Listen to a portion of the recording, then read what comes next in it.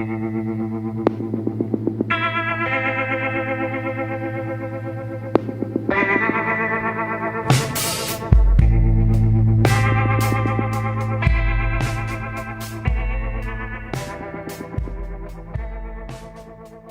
is the 5th episode of the BC podcast.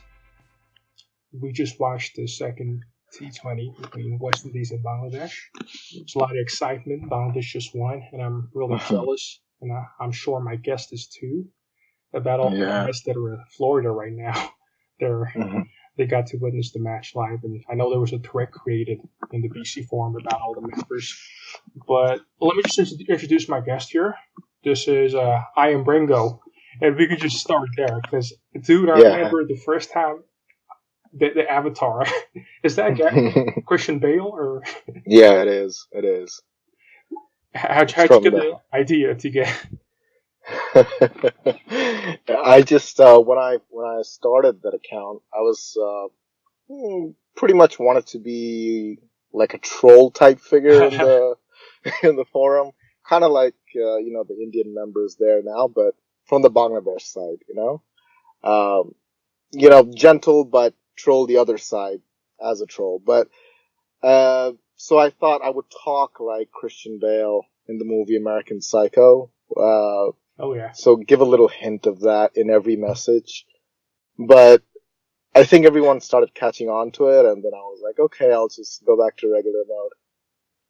Yeah. I mean, it's funny you say that, because you did tone it down. I do notice that. Yeah. Yeah.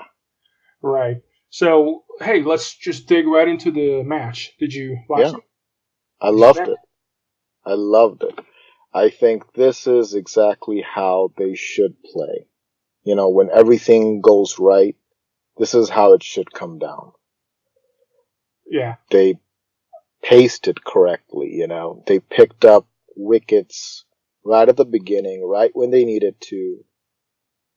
West Indies kept trying to take their shot, and as long as those wickets fall at the right time, at the right interval, we throughout the match, I felt, was on top of it. Especially after that fourth wicket fell, you definitely started getting that feeling that, hey, this is in our box. They will try to hit it out because it's T20, but as long as you feel like you are on the winning side of the game, at least in every over, every other over, I think that's where you need to be headed. I think that's a great mindset to have. This is the perfect setup, and it only works this well when our 10-year opener, Tamim, really gets on his stride, Yeah. So that's one of the first keys. I think you talked about it with other members in your podcast before, but they also mentioned it's the Tamim factor, When he plays well, he sets up the game for everybody else to do their job, and that's what they all did today. Someone will fire from the seniors, and the others just kind of have to pick it along. Sometimes it happens. For Mushfiq today, it didn't happen. It's okay. The others came along perfectly fine. So I was really happy with this. I mean, Tamim has been carrying the team, you could say that, for the last 2 years, because his average is above 50. I think he's one of the very few batsmen in ODI cricket to have that kind of figures. So it means a lot for the team. And I know I used to be a youngster, you could say evangelist, always trying to give them the shine, but lately, I don't see any performances from them, which would make me think that the time is right for them to come along and replace these seniors. The way the seniors have been performing, even Mahmudullah, he's been pretty sharp. He's been on his game. So is Mushfiq, but I don't like him as a keeper though. But he was all right today. So, I mean, like you said, I think a lot of things actually did come together for the team. That being said, what do you think now of the decider that's going to be played tomorrow, I believe? I think it's all about momentum. You see, when we came in, the test matches, we were barely, I think, figuring out again how to handle these specific bowlers, what kind of speed the ball is coming, and them getting adjusted to just the feel of their muscles and their hand-eye coordination. And that takes some time, So they got more and more comfortable as time goes on. I feel if they were to have a one-off test right after this T20, if they ever wanted to do that, we would have a much better time than we did in the previous 3 test matches that we did. I feel that at worst we would get a draw, just because I feel they're warmed up, they're confident now, and it shows. Even in West Indies. Well, now I'm saying at this particular moment, after 3 tests and 3 ODIs and 2 T20s, finally I feel that they can really play up to their abilities. Right. I mean, it's an interesting game in that it's just so different, all the 3 formats. Like, even T20 is not really Bangladesh's format to begin with. It's ODI where we do really good. And we've been performing really well in the ODI, really. It's just Test is such a different kettle of fish altogether that I really don't know, because the way they performed in the first 3 series, I even if they play the 4th one, I'm not too sure how they would fare now. I mean, they would do better, but then anything's better than 43, Yeah. About that, when Momino went back to Bangladesh, because he returned back to the country right after the test, and they asked him, what do you think is going to happen in the ODIs? He said, I really do believe that we're going to win the ODIs. He was confident. He said it that I'm not just saying it just to say it. I know it.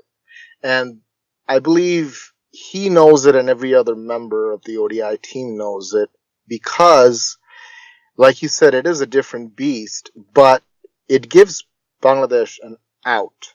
And that out is, if they need to slow down the run rate, they can do that. They can bring in their spinners, and they have that quality to stop that bleeding. Versus in a test match, the bleeding may never stop until you get that wicket. So that's a very different mindset you need to come in for 20 wickets. But these guys, they have been so used to that, let me stop them, and then let me try to pick up the wicket. And let me try to, restrict them under 250, 230, or if they're defending, they already know how much they have to stop them, or just enough to win the game. So they have that mentality, this is why the senior players don't want to get involved in tests anymore, because Shakib has been playing T20s all over the world pretty much for the last 5 years or so. And the other guys have been getting in the act too with BPL. So that mentality is already set in.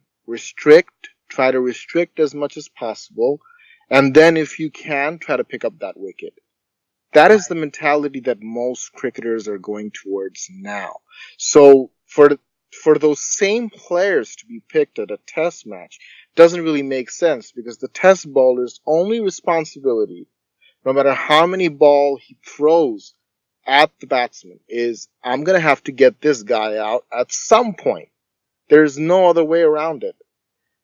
That would have to be a very different mentality versus anyone that we have in the ODI squad right now. Nobody's fit to play the other format, because they haven't had it, to be honest. They get paid the big bucks in T20s all over the world for this exact reason. Understand the T20 ODI mentality. It's restricted. Restricted versus unrestricted is 2 different people. It has to be.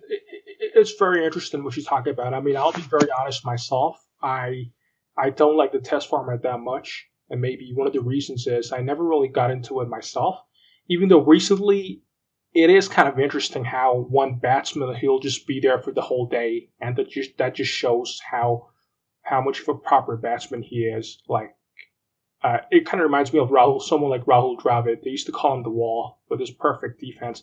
So we really need some of those guys, and I just don't think we have those guys. Which is why I think even if they had a 7-match Test series, I think we'd get hammered every time.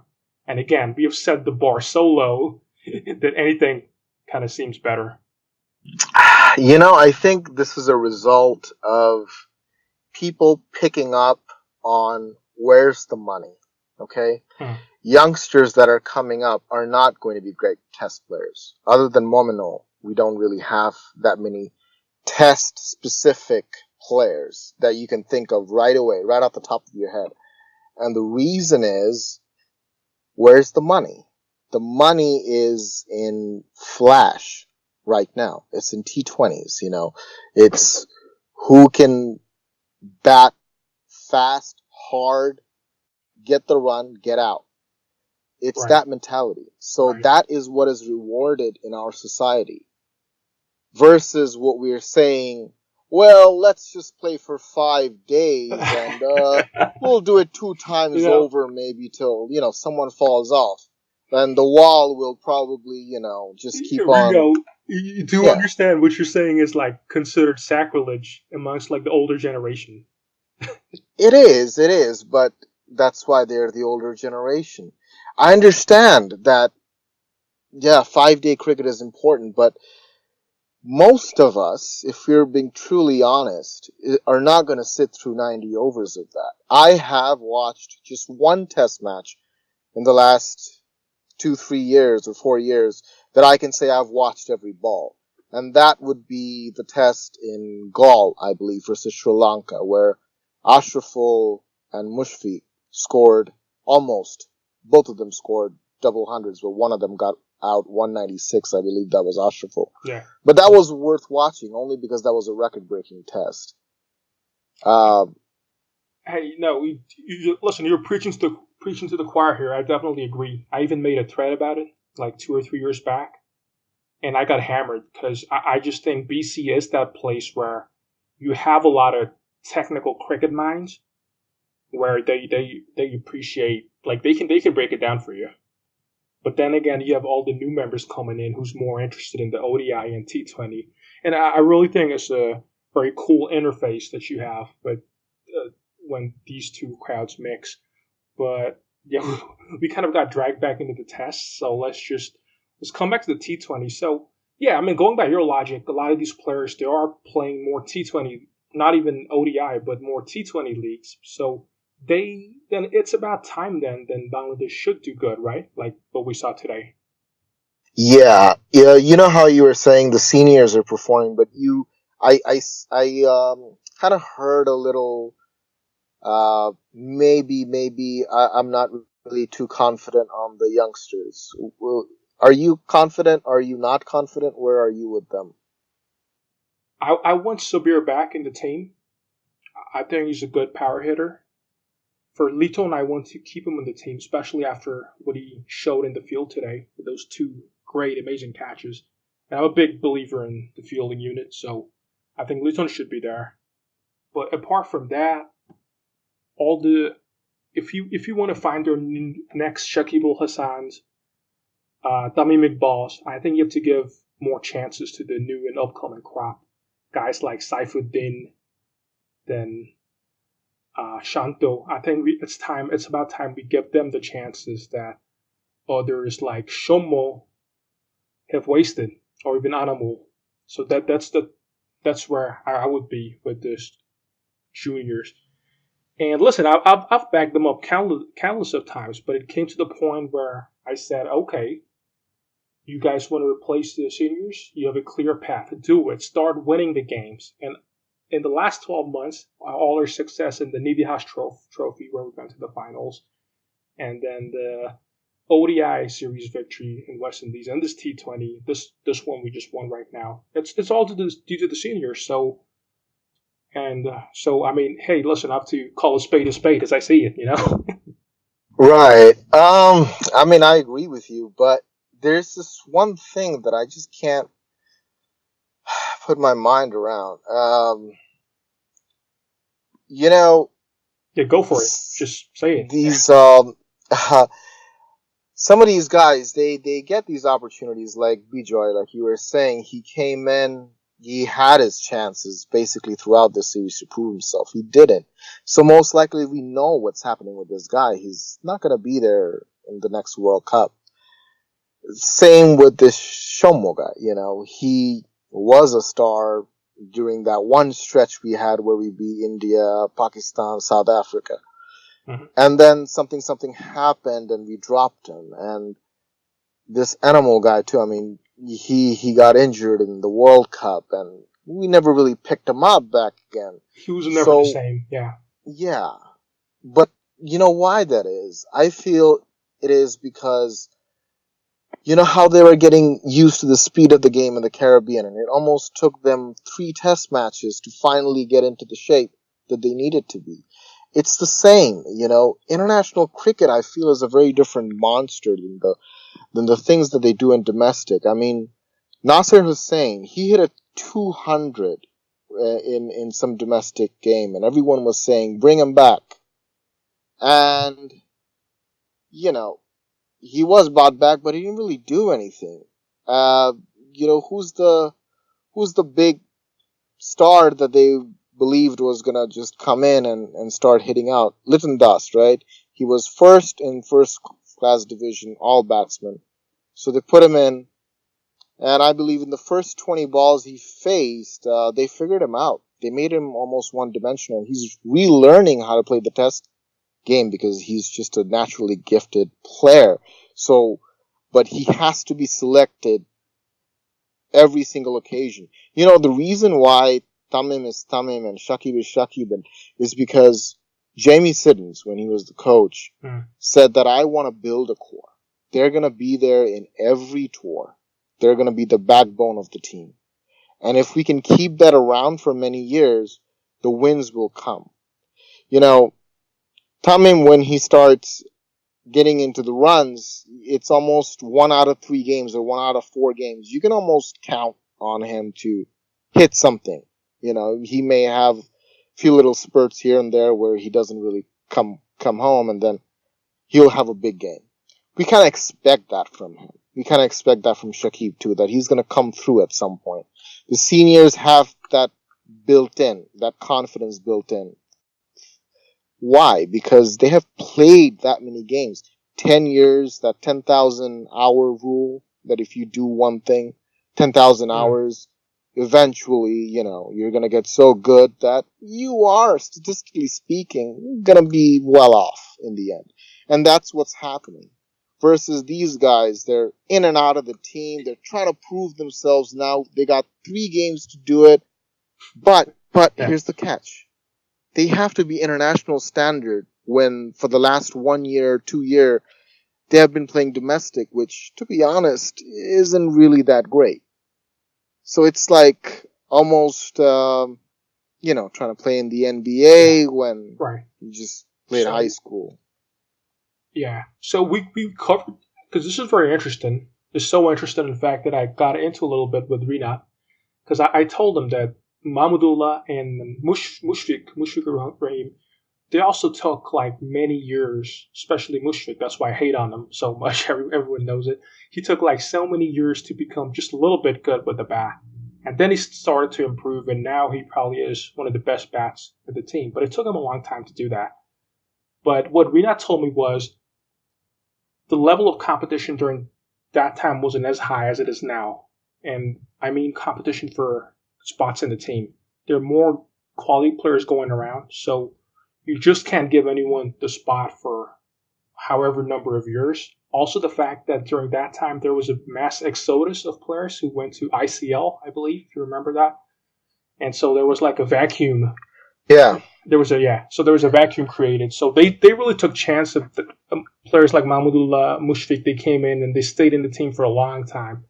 What is your honest opinion of Mahmudullah? We need him. Listen, the state we're in, we need him. We need someone like Mahmudullah, because when he clicks, he clicks. Sometimes he does some, I don't agree with his shot selection, but he's more than a handy fielder. and he's experienced. I mean, definitely till the World Cup, I'll keep Mahmudullah. Where are you on that? Would you? Yeah, Are these? Let me rephrase the question. Let me ask it in this way: Are any of these guys indispensable to the team? since they have been building this core thing Hmm. for 5-6 years now, I think those four will always be there till they want to move on.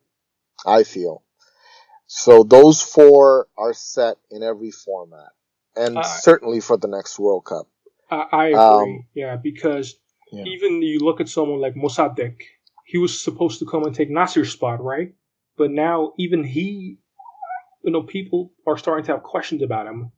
I think he should stay. I love Mossadegh as a batsman. He's cool, calm, collected, whatever. He can get an innings going. Not the greatest hitter of the ball, but very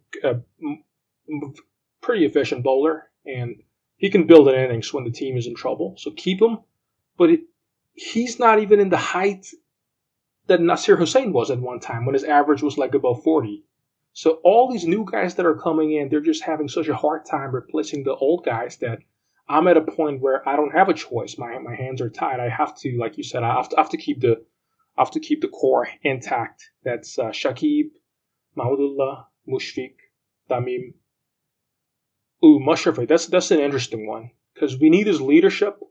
But boy, when you seen him, how do you feel about his fitness? The way he is, it pains me to watch him bowl. Like after every delivery when he pants, and how do you, where are you on that? yeah. So I was saying that he's one of those types that have the sympathy of Bangladesh, not in a how do I say, in an honorable sense, meaning they want him to lead the country into the next World Cup and maybe take them to the next round and have a very memorable last game where he does something amazing and off to the sunset he goes. So that's the story that they're building with Mashrafi. I think that's where it's going. He's already that myth type figure, like he's almost not real. So, they're gonna Yeah, give him that hero's ending. right. I mean, it could also be that I just have high expectations because he actually has been outperforming the other guys like, say, Taskin or Rubel. He's been maintaining a tighter length and line. But again, maybe it's just that I expect more. What do you? No, he's Yeah, go great. ahead. Hmm. I think he's fantastic, and you need that heart, and you do need some of those skills that he picked up over, his very long career. I think he's gonna get us that victory that I'm thinking is gonna happen in the World Cup, that defining victory. It almost happens every other World Cup for Bangladesh. We're due for one, so I feel Yeah, like it's coming. But I that's wanted to great. ask you, Yeah, you're saying he's outperforming other guys. There is one guy that I felt was a good fit for this squad that isn't, and that's Tuskin. Where do you stand on him? I can't tell you the exact match where this happened or the number of matches, but he kind of fell out of favor because he was becoming too predictable, and people just got disappointed in him. But absolutely, I think he's a talent. He's one of those guys where you put him against other subcontinental teams who have trouble playing with pace, and he'll nick one. He'll nick one off you. So he can always do that to you. But the thing with him is it's just too much inconsistency and becoming too predictable, and that's when people just lose it with Taskin. Also, discipline. Like today's T20 match, we saw there was like 10 wides given. So Taskin used to give a lot of extras as well. So all things considered, I think that's that his fate got sealed when he started making those mistakes. But I don't think it's the closed door for him. Definitely not. He can come back if he wants to. If he performs well in the domestics, I think the door's open for him to come back. But yeah, I think it's cool we're talking about this because there needs to be a lot of discussions happening on the bowling unit Because batting-wise, I think we know if one of the cores, like Mushfiq, Mahmudullah, Shakib, Tamim, if they click along with one of the new guys, we're pretty good. We'll get a total. At any given day, I'm not sure what my bowling unit will give me. Yeah, the bowling is looking kind of iffy right now. Yeah, I'm not. To be very honest. Yeah. I'm not sure what I'm getting. Even with a guy like Rubel, sometimes he does well, but he'll have that over in like every T20 match, like 2 out of 4 or 1 out of 4, where he'll go for 20 plus runs, and he does this again and again. And God forbid if that over happens to be in a crucial time of the innings, then you're kind of, banking on him to either win you the match or you'll lose the match. As simple as that. I've been seeing these pictures that Rubel has been posting, and pretty much all the bowlers have been posting, and Yeah. that's with Ambrose and Walsh. So Ambrose and Walsh are both, I guess, in the same picture right now with the players, and I don't know if Ambrose actually comes in and, talks with Walsh while watching the players and says some things, or he's guiding them, but it feels like that's where this is going. So I don't think it's going to show through in this series. Maybe it'll take a couple more series, but if Walsh stays, I believe, for, the time period he's supposed to be here, we're going to be in good shape. It's just, these guys have been doing this one action, since, I don't know, they learned how to hold a ball.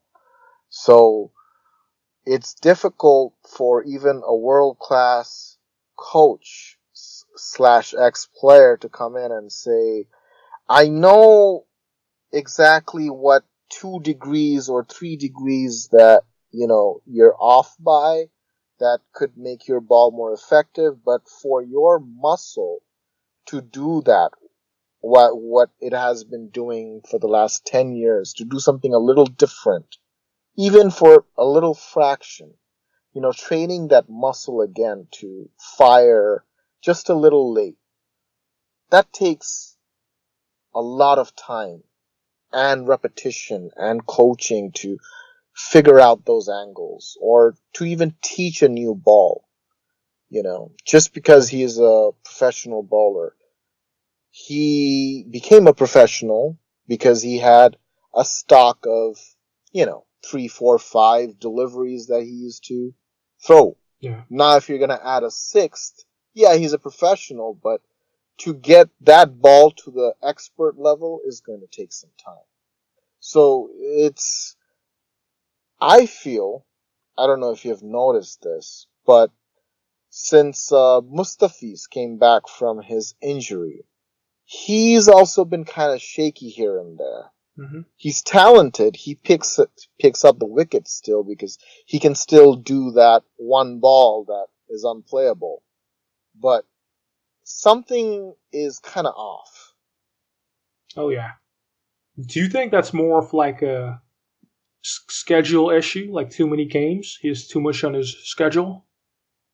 I think he's just not built for it. He's got that classic, Bangladesh 17-year-old guy body, 17-year-old body. Well, that's what the gym is for, though. Aren't they supposed to be going to the weight room or something? Yeah.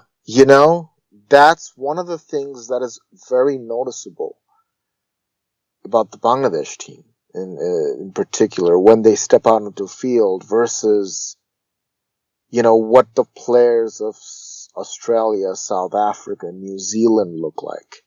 They're built. Yeah. They're doing pretty much the same actions, but they're built differently. Yeah, I mean, I always tell this to people. It's just that the Bangladesh cricket team, over the years, from where we were and where we are now, we've come a long way. So it's hard to get everything perfect, like everything, the sport dynamics, body physique, all the different fitness tests, batting style, like technique. It's hard to perfect everything at once because it's baby steps all along the way. That's been the story of the Bangladesh team. Because at one time, it used to be a miracle if he used to not collapse and just get something. I remember people cheering when we had a chance of crossing 200. That used to be a great thing to do, or keep all 10 wickets when batting. But I mean, so you've come a long way from that. Let me ask you this: when you see Bangladesh, and I'm talking about the ODI format, and I'll throw in T20 as well. So these two formats, when you see the boys go out there in the middle, the red and green, what do you expect from them every time you watch them? What are you expecting? These are the flash boys. I expect them to give a lot of flash. How did we ever win a game? Let me stop you. You mean, when you say flash, you mean entertainment? Yeah, they're entertainment. They're big hitters. That's what they do. They have 2 runs to get, 12 balls left. How do they end it? They end it with a 6. Every memorable game that I can think of, they ended it with a 6. Why do these guys do that? Because that's what they started with. I mean, what's the birth of Tamim, cricket-wise? He hit a 6 of Zahir Khan, right? In the World Cup. Yes, he in did. India. That is his signature moment. Everyone's signature moment started in our, senior culture with flash. I mean, Mahmudullah was not known for flash, but even he plays flashy shots now. So I expect, whether it's a win or a loss, because, I have seen a fair share or more than fair share of loss. So you can't go in saying, I expect them to win every game. I cannot say that as a Bangladesh fan. I've been familiar too many times with, these close encounters that we should win, but we never do. Yes. Exactly. I mean, that's exactly what I was going to get into, because don't you think, Ringo, that too many times we've been on the other side now? That we've gotten so close? I mean, think about it this way. I still sometimes think about it. We needed 1 run of 3 balls. We couldn't do it. And then the other team, they needed 6 runs of 1 ball, and they did it. So we're always on the other side of the fence. So if you ask me, I think that's where I'm at right now. I'm not satisfied with just getting close. I expect a win. And what do you think is going to happen in the third T20? Are you expecting a win, or will you be disappointed if they don't? Just tell me your feelings on that. Yeah, so I believe that they're going to win the game. And I'm actually very happy that they won today's game, because that means our first match in the USA officially is going to go down in history as a win. So if they win the next one, that'll be a series win, overseas series win in the USA. Forget about the Caribbean tour. That's a first. That's amazing. I didn't think about it that way. So, really, we never played in the US, huh, before this? No. And we lost to Canada once in a World Cup. I remember that. I do remember that. It was, and the funny thing is, where's the Canadian cricket team since then, right? Yeah. I haven't heard from them, but yeah, it's very interesting. So if they win the third T20, they can have 100% record, you're saying, in the US, and they could kind of use that to motivate them the next time they come here to play. Yeah. Who knows when that will be, but, Yeah. They got a perfect record in one country. Right. So what's your team for the third T20? Are you making any changes to the team today?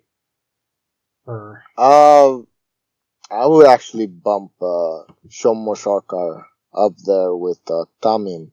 Just do a little serial change. Huh. Mushfiq obviously got to drop down a little bit. He can come in 14th, 15th over and do what he does with Mahmudullah, and then, if we need Shakib. Yeah. But I would like to see a different bowling combination. If they have any available player that we haven't seen yet, or we would like to see more, then that's the guy I want to see. I want to see some changes with the pace attack. Yeah. What do you think of the change today that they brought in Abu Haider Rani? How would you evaluate him? Yeah, he's okay. He's okay. I mean, I'm not entirely convinced. I backed him because the last memory I have of him is people dropping catches off him. So it was a terribly unlucky bowler to do that. But he's been impressive. He had that golden year in BPL where he was the highest wicket taker. I think if you give him more time, like you said before, like just trusting him, I think he could slowly carve out that spot for himself. So I'm pretty excited to see Hyder in there. I too wanted the pace attack with shuffle, but now since they got in Hyder, I'm satisfied. Opu, I'm not. I saw him today. Yeah, he won us the game, and maybe I'll take some flack for this from the forum. But all the other, like some of the deliveries, he was just throwing darts, and I don't know if you picked this up or not. How would you think? Like some of the deliveries, it was just like so flat and so short. I haven't picked up a bat in 15 years myself, but I felt like I could pull him for a six. It's adrenaline. I mean, he's still fresh into it. Right. He's So you're gonna stick with him? You're gonna persist with Opu? No, I don't really mind. I like I said, I don't have much confidence in these guys. So other than Mustafiz, I see. So you think other than Mustafiz, they're all interchangeable? You can kind of yeah, exactly. I can't reliably say that here comes a wicket. You know, every time Mustafiz has a ball, even if he's hit for a six, I say to the screen, here comes a wicket. And what do you know? There is a wicket. Can I honestly say that with any other bowler? Well, Shakib, but that's spin. I'm talking about the pace. No. Also in spin, I mean, who can I really reliably say? Shakib. And maybe Mehdi. Yeah. It just could be the nature of the more modern game of cricket, where the pace attack really just supports the batting. They come together as a unit. And again, it reminds me. Tell that to Australia. Yeah. Yeah. I mean, I remember talking about it with Rina just briefly, and he told me something. He said, look at the Sri Lankan pace attack. Are they not kind of like the same as Bangladesh? None of them have any memorable actions, no real swing, and yet they come together as a unit, and all they do is just support the batsman. If the batsmen put up a good score, they come together, they keep hitting in the right areas, try to get some wickets. But of course, you're not going to get that memorable type of guy. Daskin had that type of action, But then, which is why I think you could be in favor of Taskin, but the thing with Taskin is his discipline is an issue. But if he performs, he can come back. These guys, in particular, like you said, Taskin, and I would lump Sabbir into it too. That will be my change, by the way. I would sub Shomo for Sabbir for the third T20. That guy is just a sad case to me, Tell me about it. No, because I remember him blasting Pakistan and India when he was in real form, It was like he was a run machine. He had a wonderful season in BPL. I remember he was like the highest sixer in that tournament. And he was really hitting it out of the park. So for that guy to be so caught up in what is recently, in the last, I would say, 2-3 years, just this social media frenzy and just getting swallowed by it, and he's sucked into the fame and the money and the advertising and not prioritizing the cricket. See, the thing is, Shakib is bigger than cricket now. He's kind of like a public figure in Bangladesh, kind of like how Imran Khan was for Pakistan or Sachin Tendulkar was for India. He's becoming that sort of ambassador type, So these guys see where that fame eventually leads to. They see how they're being treated, just for one performance, if it's good. Especially for Sabbir, it's like, wow.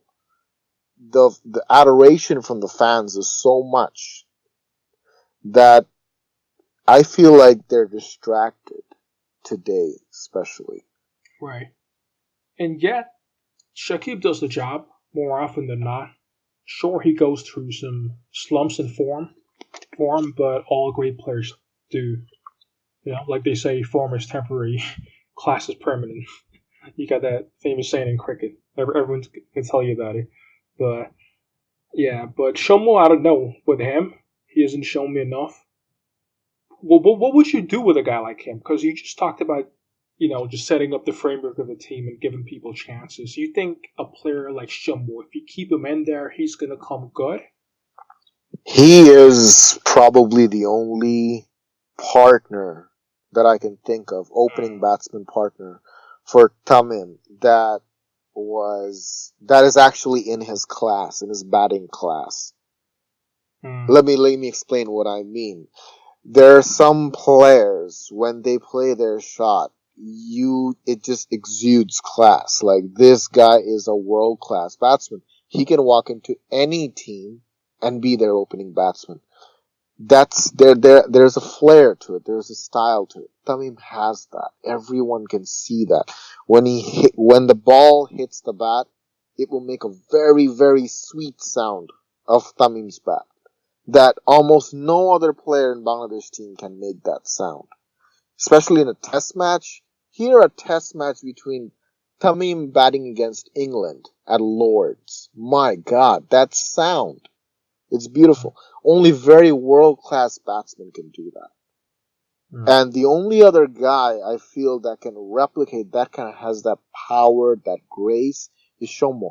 You know why Shomo was picked in the team in the first place, right? Shantika saw him when, he was just walking around, saw this guy hit one shot, and the way he made that move convinced Chandika in that 1 second that he was going to beat Tamim's opening partner. It's not because of any domestic performance charts, yada yada yada, or board recommended this guy.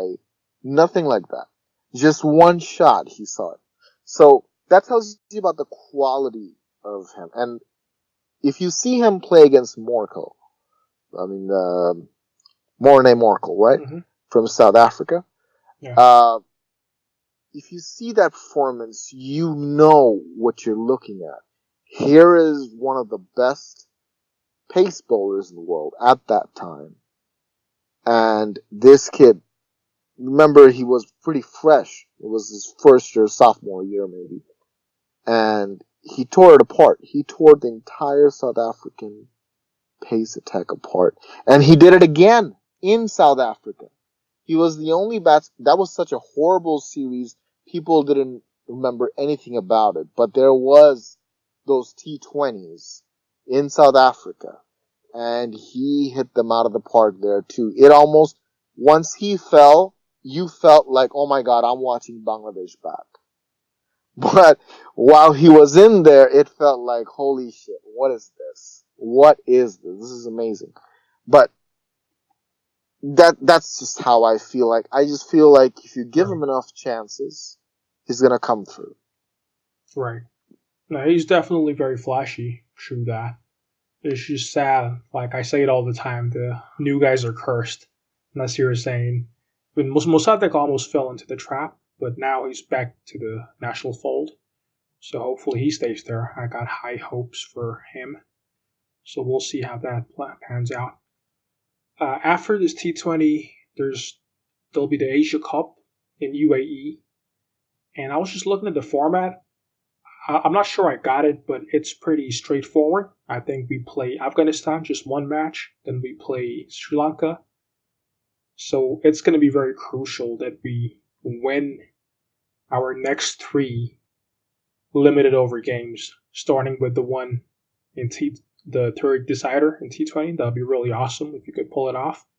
And then in Asia Cup, if you can beat Afghanistan, which I'm not so sure because Afghanistan's pretty good. And I don't know how you rate them, but I think they're pretty good. And Sri Lanka, they always have a heart and they fight together as a team. So what are your expectations going forward? For the Asia Cup, I mean. And you already said that you think we'll win the T20 series, and I agree with you. I'm kind of, and if they don't, then I'm going to be pretty disappointed because I'm hoping they win the T20. I'm hoping they go 3-0 for the next three. And I believe it is possible. And I'll tell you why.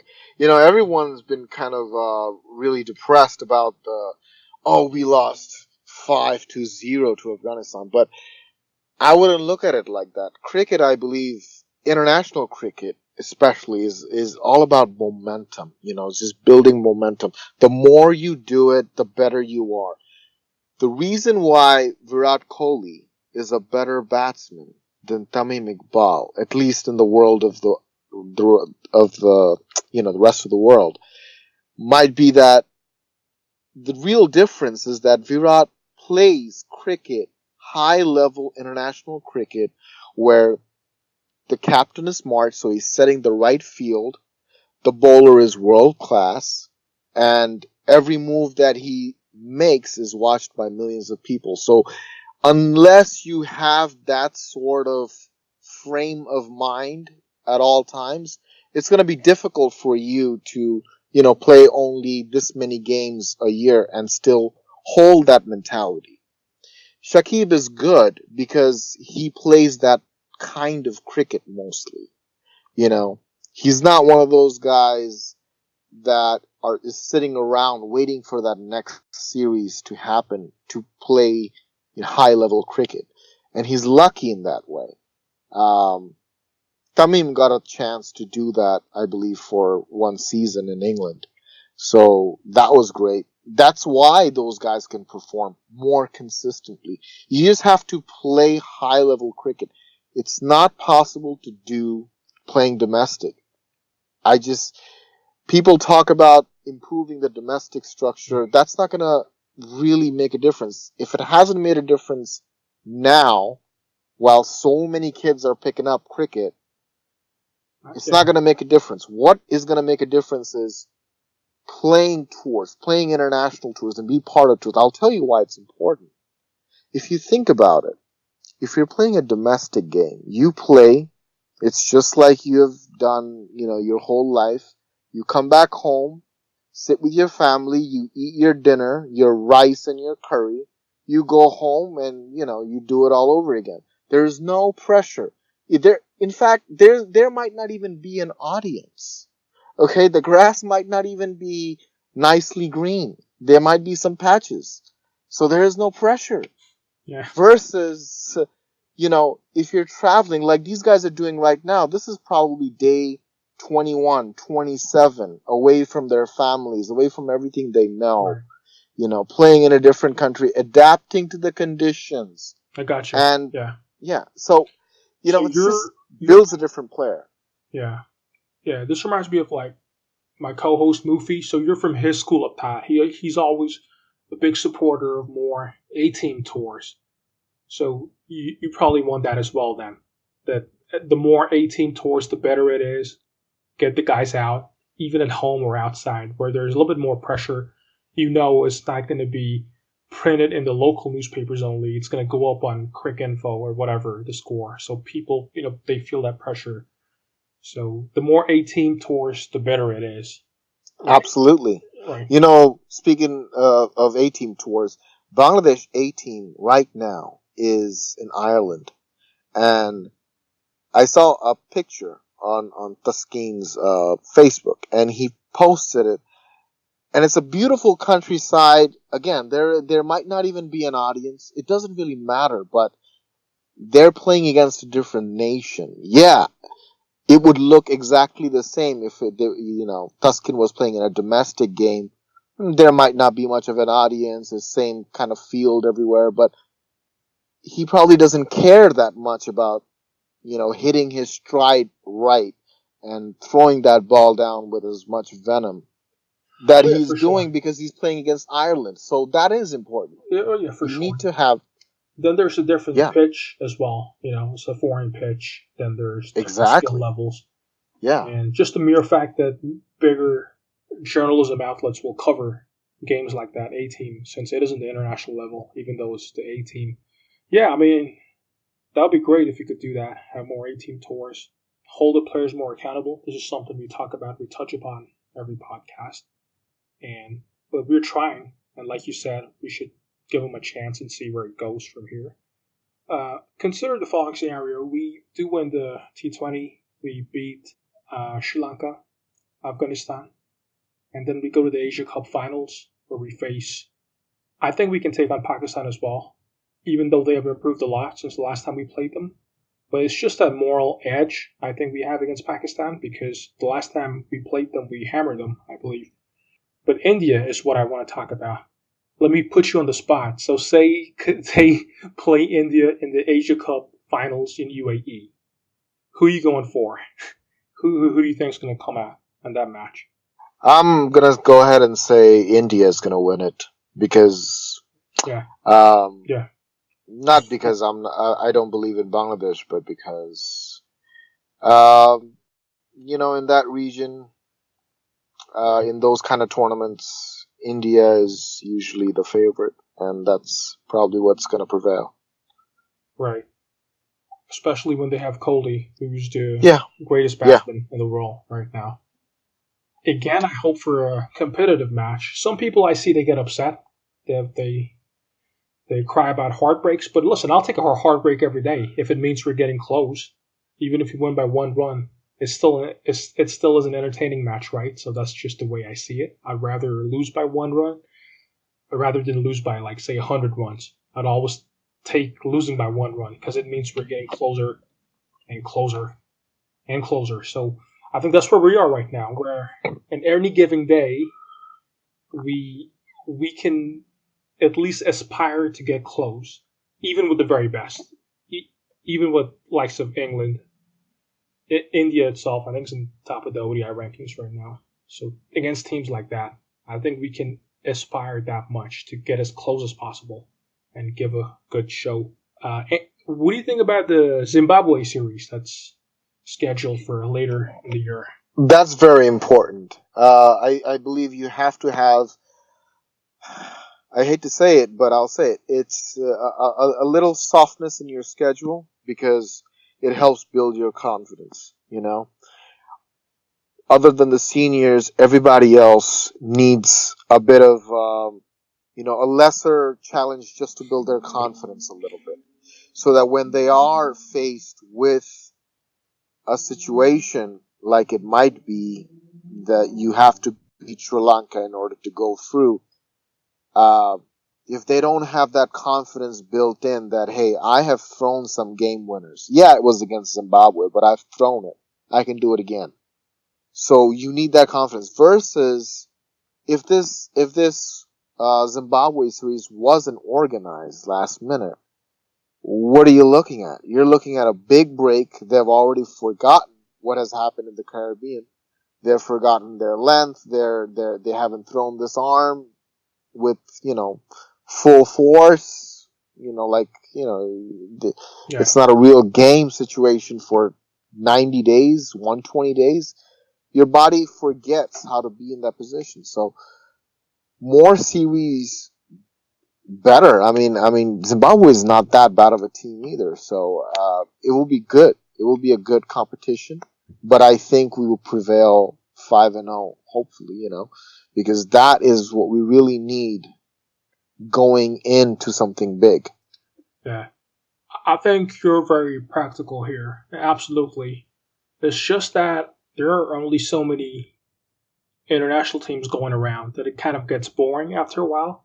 And we have played this team, the Zimbabwe team, so many times over the year. It's just, it's an eyesore at this point, basically. And I'm really disappointed that Australia canceled twice, right? They're supposed to host us. And then we're supposed to host them as well, I believe, but none of those series went through. So I thought that would be really cool because Australia is placed at number 6 right now in ODI rankings, and we're number 7, so it'll be 7th versus 6th. But instead of that, we're getting Zimbabwe. But then again, there are only so many teams, and like you said, I think it does help to build up the confidence.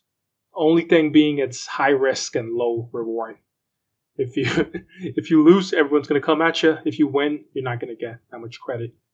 I mean, when you lose 5-0 to Afghanistan, I think losing, even three matches to Zimbabwe is not going to be that bad. It's going to be like, oh, really? You lost again? All right. High five. Right. know. Right. It's okay. I mean, we are fans, so we are naturally optimistic. But I'll take 3-2 for us. I'll take it. It's whatever. Yeah. It's fine. Yeah. I just remember right now. The other thing is the Zimbabwe team. This team right here, they got hammered by Pakistan. I think the guy from Pakistan got a double century. I forget his name at the moment, but yeah, he got a double century against them. I wonder when we'll do that. I would like, cause see, that's what I think of. When I think of Zimbabwe, I'm past that stage of just trying to win. I want some of our guys to kind of go to the next level, get some records. When we have the chance to do that. Yeah, Tamim just got that one match where he had 156 against Zimbabwe, and he won us a really historic chase. I think that was when Brendan Taylor hit 194 runs in that game, which was huge. Once someone hits 194 runs, you generally don't expect to win that game, but somehow they won that game because it's Tamim. But right. And it's also good to give them a chance as well, because there's just so many teams going around in the international circuit. Like I think of teams coming up like Nepal. I think they just had their first ever limited over victory the other day against the Dutch team, Netherlands. So it's kind of cool that we support them. We do this for Zimbabwe. When you look at the big picture, I care about these things as well. So it's very nice of us to do that. It is, but it also helps make the case that they've been trying to push the ICC, which is make it a two-tier system. And guess who they want to put in the two-tier system? Bangladesh. That's right. Yeah. So, what we are promoting will essentially come back to kind of haunt us, because then they will say, okay, if you're at the top team in the second tier, then you get to play with the big boys. Because right now, what you're saying was very fair, which is, why hasn't Australia met its agreements, right? Future tours program. You're supposed to tour certain countries in a certain time period. You just can't just cancel something that's been on the schedule for over a year, 2-year, 3-year period. Just because, of whatever flimsy reason that they came up with. I think what that does is it helps create that image that, even though it's officially not it, what does that canceling mean? We don't consider you part of our tier of cricket. That's how I take it. Yeah. Yeah, it was ludicrous what they did, and not just once but twice. And stuff like that makes me think maybe cricket is evolving that way, where the international stuff doesn't even matter. Do whatever. Just listen to ICC. Just go and make your money in the T20 leagues. That's where we're at. And if that's the case, then people will just use the national team to get publicity and then launch their careers as a T20 player for all these leagues around. So that's kind of looking at it from a bird's eye point of view, like.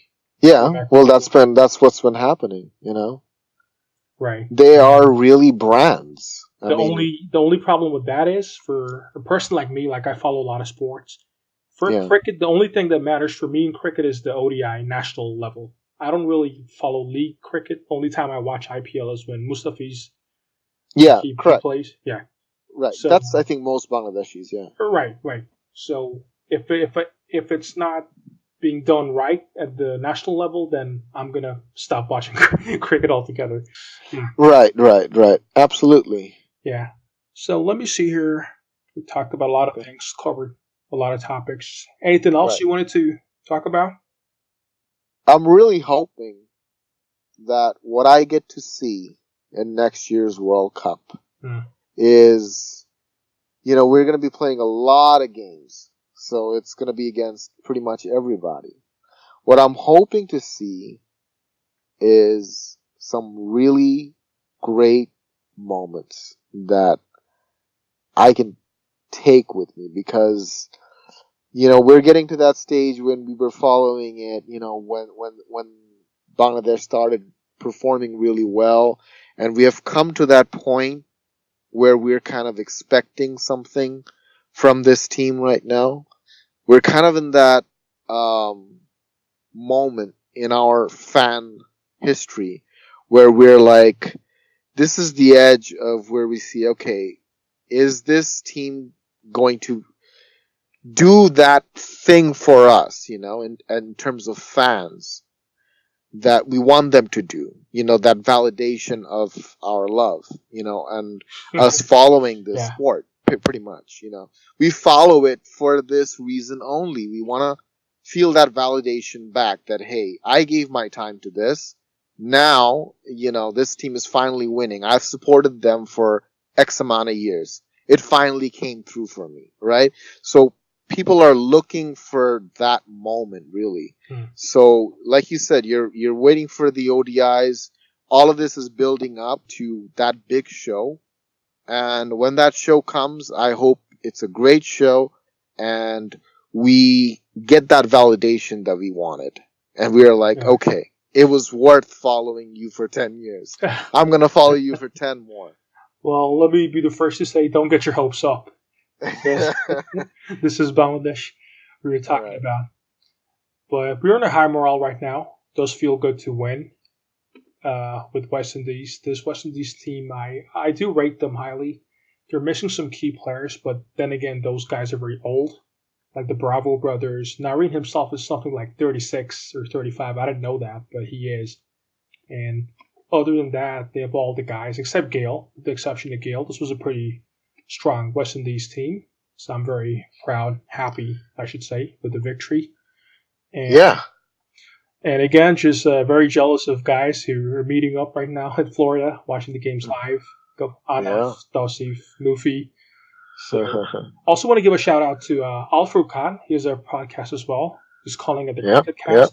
So it's kind of cool. So even if the teams sometimes they can be dull, but doesn't mean we fans have to be. We can make these podcasts and always support the red. Exactly. Right? All right, man. So I'm Ringo. I could just call you Ringo, right? Yeah, Ringo. So thanks, man. Thanks a lot for chatting with me over an hour now. It's been great. And let's keep our fingers crossed for a victory tomorrow. Absolutely. All right, man. It was great chatting with you. All right. You too. Bye-bye. You too. All right, bye.